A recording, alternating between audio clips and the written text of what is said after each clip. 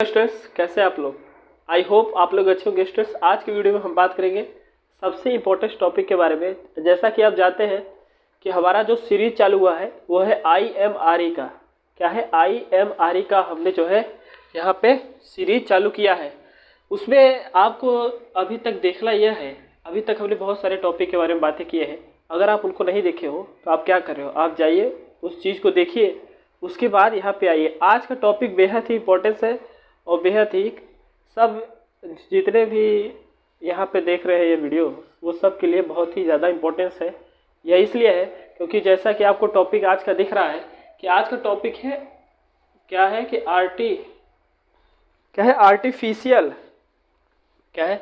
Artificial respiration of an electrocute person. Artificial respiration of an electrocute person कहने का मतलब क्या है कि आप जानते हो कि इलेक्ट्रिकल में जो विद्युत है, मतलब धारा है, करंट है, वो बहुत ही डेंजर है। ये मान लीजिए स्टूडेंट्स, किसी को जो है शॉक लगता है, किसी को जो है इलेक्ट्रिकल शॉक लगता है, तो उसको जो है सांस लेने में बहुत ही प्रॉब्लम होती है। सांस लेने में, अंदर बाहर लेने में उसको क्या होती है, बहुत ही प्रॉब्लम होती है। तो उस प्रॉब्लम वाला कई सारे मेथड्स है जिसको हम क्या करते हैं, किसी दूसरे पर्सन के थ्रू उसको जो है रेस्पिरेशन कराने में हेल्प करते हैं, जिसको हम यहाँ पे नाम दिए हैं कि artificial respiration of an electrocute person, का मतलब जो अभी शॉक से ग्रसित है। तो इतनी चीज़ें आप समझ रहे होंगे। तो ये वीडियो बेहद ही इंपॉर्टेंस है। मान लीजिए किसी को इलेक्ट्रिसिटी लगता है तो आपको ये नॉलेज जो है रहनी चाहिए कि ये सारी चीज़ें हम उसको जो है सर्व कर सकते हैं। तो आज का वीडियो बहुत इंपॉर्टेंट है। चलिए अब इसको स्टार्ट करते हैं। तो कहने का मतलब यह है कि जैसा कि आप देख रहे हैं आर्टिफिशियल रेस्पिरेशन में कई सारे मेथड्स हैं। और कारण क्या है कि कोई पर्सन है जिसको इलेक्ट्रिक शॉक लगा है और वो रेस्पिरेशन नहीं कर पा रहा है, तो हमें उसको क्या करना है, हमें उसको रेस्पिरेशन करवाना है। उसकी जब तक क्या नाम है, उसकी सांसें चल रही हैं या फिर जब तक वो खुद से रेस्पिरेशन ना कर रहे, तो हमें आर्टिफिशियली तरीके से उसको रेस्पिरेशन कराना है। तो चलिए देखते हैं कि इसके कितने मेथड्स हैं। तो ज़्यादा देर ना करते हुए इसके मेथड्स को यहाँ पे देखते हैं स्टूडेंट्स। यहाँ पे आपको आर्टिफिशियल रेस्पिरेशन के दो विधियाँ देखने को मिलेगी। एक है साइल्वेस्टर मेथड, एक है चेस्टर मेथड। क्या है? एक है साइल्वेस्टर मेथड, एक है क्रेस्टर मेथड। स्कैटर मेथड, एक है स्कैटर मेथड, दूसरा है साइल्वेस्टर मेथड। तो यहाँ पे देखते हैं कि रेस्पिरेशन, आर्टिफिशियल रेस्पिरेशन जो है, यह वीडियो बहुत ही इंपॉर्टेंट है। आप इसको जो है बेहद ध्यान तरीके से देखिए। यहाँ पे बात यह है कि आर्टिफिशियल रेस्पिरेशन जो हम यहाँ बता रहे हैं कि जिसको इलेक्ट्रिक शॉक लगा है, जिस पर्सन को इलेक्ट्रिक शॉक लगा है, अब वो कितने मेथड्स हैं कि जिसको हम आर्टिफिशियल रेस्पिरेशन के नाम से जानते हैं, तो कितने तरीके से हम उसको रेस्पायर कर सकते हैं। तो यहाँ पे आप जानते हो कई मूवी में आप देखे होंगे स्टूडेंट्स कि माउथ टू माउथ रेस्पिरेशन दिया जाता है, तो वो भी एक मेथड से इसी में आपको बताया जाएगा। तो यहाँ पे देखते हैं कि आर्टिफिशियल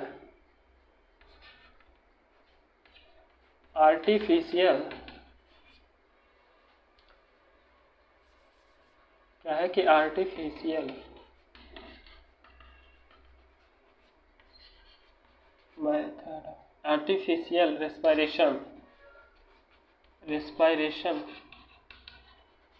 के इसके जो है दो टाइप्स यहाँ पे हो जाने वाले हैं। एक है क्या है आपका एक है आपका साइल्वेस्टर मेथड। क्या है? साइल्वेस्टर मेथड। एक है आपका साइल्वेस्टर मेथड,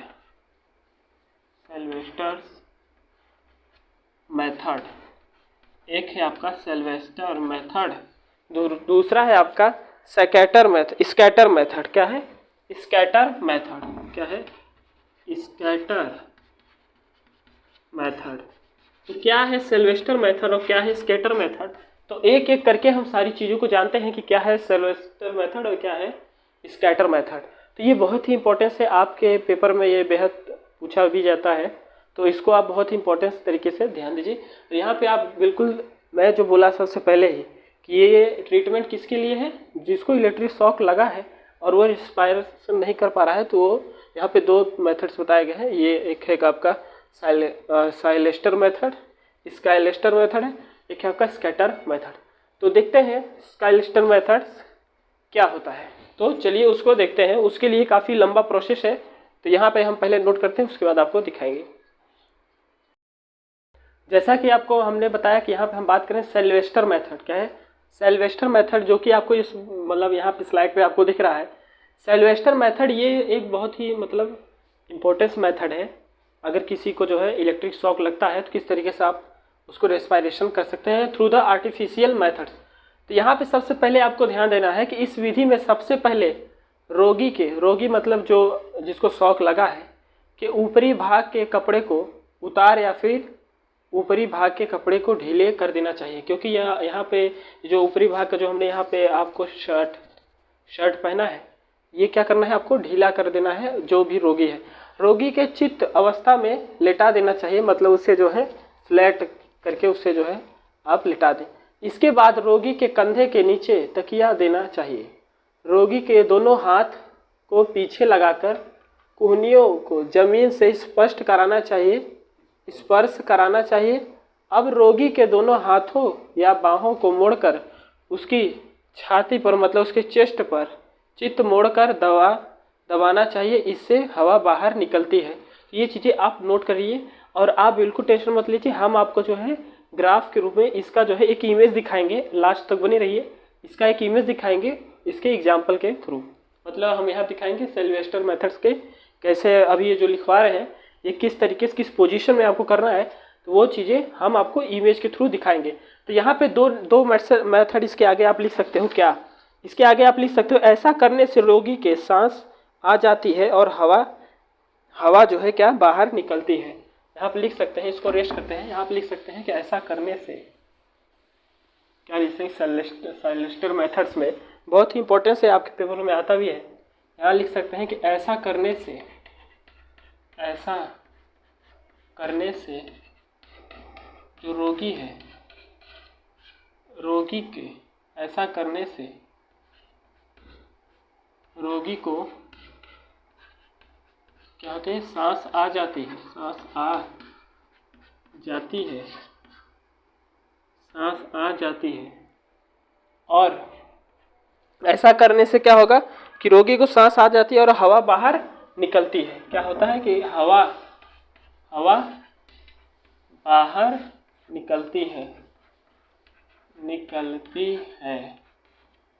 निकलती है। और दूसरी चीज़ क्या करना है, आपको ध्यान देना है कि इस प्रक्रिया को आपको 10 से 12 बार कराना है। इस प्रक्रिया को जिस तरीके से हम आपको शॉर्ट में ये सारी चीज़ें लिखवा दे रहे हैं, आप अपना बुक ओपन करेंगे तो बहुत ही लंबा 1-2 पन्ने का यहाँ पे लिखा है। इस प्रक्रिया को 10 से 12 बार करवाना होता है, 1 मिनट में कह सकते हैं।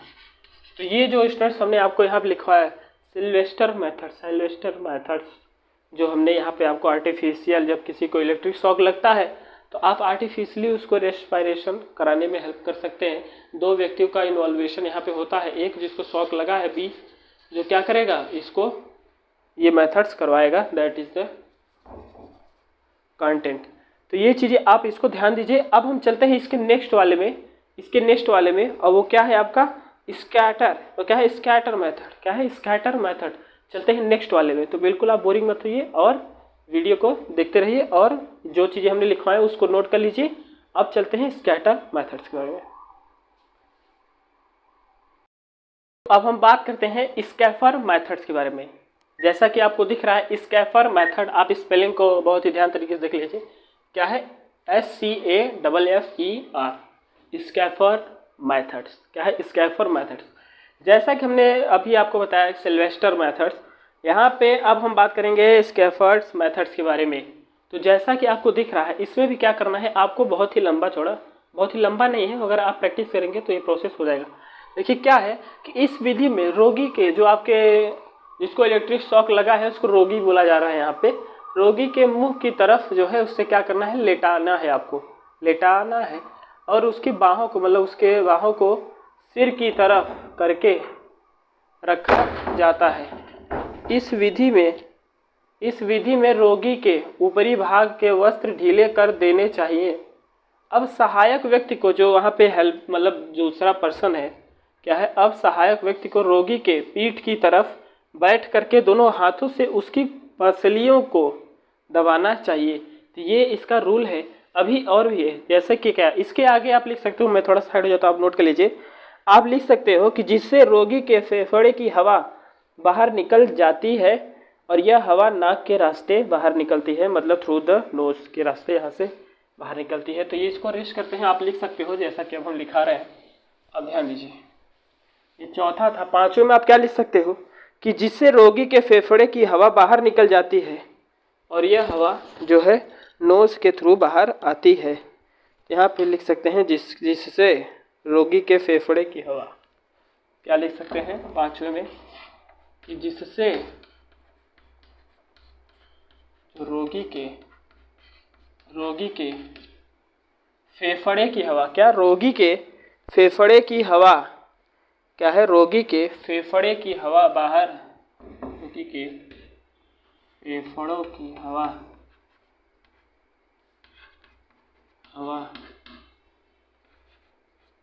बाहर निकल जाती है और नाक के रास्ते से निकलती है, नाक के रास्ते से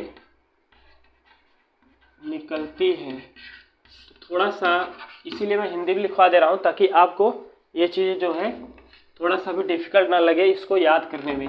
तो बहुत ही सिंपल है, बस केवल एक प्रोसेस है, आप एक बार देखिए और इसको याद कर लीजिए। ये पांचवा पॉइंट है। छठवें में क्या लिख सकते हो, अब सहायक अपने दोनों हाथों को पसलियों से हटाकर रोगी के पीठ को दबाना चाहिए। अब जो सेकेंड पर्सन है वो क्या कर सकता है, उसकी पसलियों से जो दबा रहा था उसकी पसलियों को, वहां से अपने हाथ को हटाकर उसकी पीठ पर उसको दबाना चाहिए।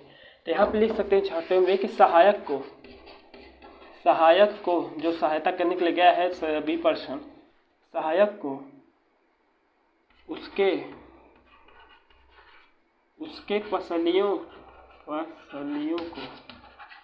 पसलियों से हाथ हटाकर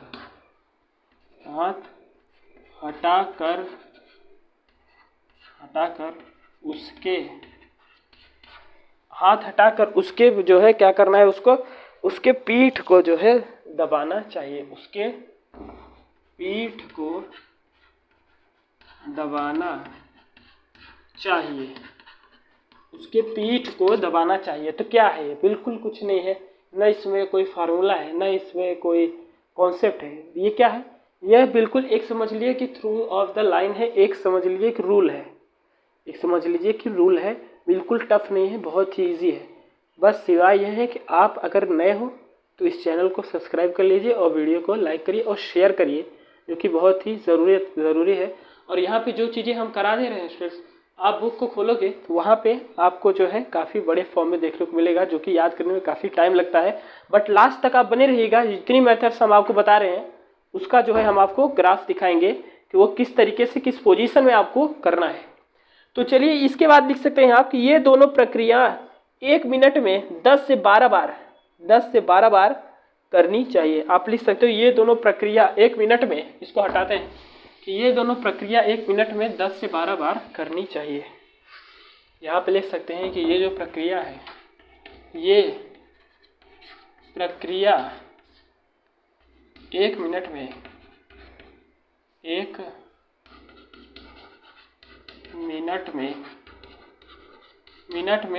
10 से 12 बार करनी चाहिए। ये थोड़ा हमारा चाहिए थोड़ा अलग लिख दिए हैं, ध्यान दीजिएगा, करनी चाहिए। चलिए, तो ये चीज़ आप ध्यान दीजिए कि ये प्रक्रिया जो है 1 मिनट में 10 से 12 बार करनी चाहिए। हिंदी में इसलिए लिखवा दे रहे हैं ताकि आपको ये चीज़ें काफ़ी आसान हो। जब तक कि स्वाभाविक सांस अपनी शुरू ना हो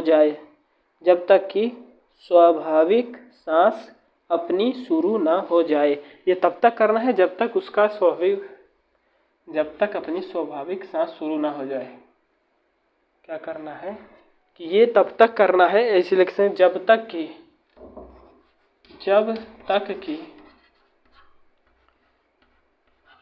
स्वाभाविक सांस शुरू ना हो जाए, शुरू ना हो जाए।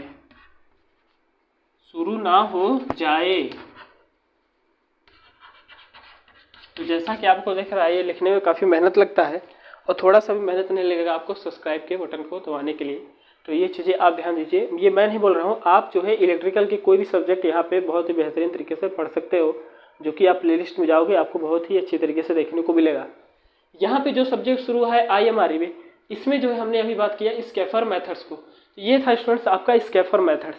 आप जानते हो कि ये सारे मेथड्स के थ्रू आपके माइंड में आ रहा होगा कि सर हमने भी एक मेथड्स देखा है जो है माउथ टू माउथ रेस्पिरेशन, वो भी इसके मेथड्स के अंडर में आता है कि जो क्या करता है, एक पर्सन उसके माउथ के थ्रू जो है रेस्पिरेशन को कराता है। तो वो भी एक क्या है कि आर्टिफिशियल, मतलब वो भी क्या है कि एक मेथड्स है रेस्पिरेशन कराने की। तो वो भी आपको, चलिए अब हम दिखाते हैं कि ग्राफ के रूप में आपको किस तरीके से ये सारी चीज़ें दिखानी है। तो इंतज़ार बिल्कुल ख़त्म हुआ, तो चलिए उसको दिखाते हैं। बट उससे पहले आपको एक इन्फॉर्मेशन ध्यान रखनी है कि जितनी चीज़ें हमने यहाँ पे लिखवाई हैं, जितनी चीज़ें हमने यहाँ पे कराई हैं, बिल्कुल आप उसको इग्नोर ना करिए और एक पेन और कॉपी के साथ लिख लीजिए। हर एक व्यक्ति के लिए ये बहुत ही इंपॉर्टेंस है, चाहे वो इलेक्ट्रिकल डिपार्टमेंट से हो या ना हो, किसी भी डिपार्टमेंट से हो, अगर खतरा आता है तो नॉलेज काम में आती है। तो चलिए देखते हैं किस पोजीशन में ये सारी चीज़ें हमको करनी है। तो चलिए आते हैं स्लाइड पे। स्टूडेंट्स जैसा कि आपको दिख रहा है ये सिल्वेस्टर मेथड्स, ये जो सिल्वेस्टर मेथड्स हमने वहाँ पे आपको बताया, तो यहाँ पे देखिए पहले वाले फिगर में देखिए वो क्या कर रहा है, उसकी हाथ को किस तरीके से पोजीशन में लिया है, और सेकेंड वाली पोजीशन में आप देख सकते हो। तो इस चित्र के थ्रू आपको क्या करना है, आपको करना यह है कि इस चित्र के थ्रू हमने जो यहाँ पे लिखवाया था अभी आपको बोर्ड पे स्लाइड पे जो चीज नियम लिखवाई थी उसको आपको रिलेट करना है, इस पोजीशन में आपको उसको दिखाना है। तो अब चलते हैं नेक्स्ट वाले पे जो कि हमारा स्कैफर मेथड्स था। तो चलिए चलते हैं, देखिए किस तरीके से बेहतरीन तरीके से वो सेकेंड पर्सन जो है, जो भी इंजर हुआ है उस पर्सन को कितने बेहतरीन तरीके से उसको यहाँ पे ट्रीटमेंट दे रहा है। तो ये क्या है, बहुत ही बहादुर आदमी है। चलिए अब देखते हैं कि स्कैफर मेथड्स हमारा किस तरीके से है। तो जो आपको दिखाई दे रहा है स्कैफर मेथड्स, देखिए इसे किस तरीके से उसके पीठ को दबाया जा रहा है, आप देख रहे होंगे यहाँ पे बिल्कुल इसी तरीके से। अभी जो हमने जस्ट इसी के पीछे अभी हमने जो स्कैफर मेथड्स में आपको सारे नियम लिखवाए हैं, बिल्कुल इसी तरीके से आपको इस पोजीशन पे जो इंजर्ड पर्सन है उसको क्या करना है, ट्रीटमेंट करना है।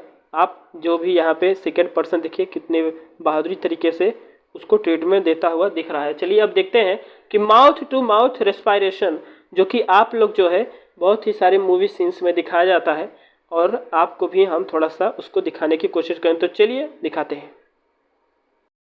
ये आपको दिख रहा है माउथ टू माउथ रेस्पिरेशन, देखिए कितनी बेहतरीन तरीके से यहाँ पे ट्रीटमेंट हो रही है।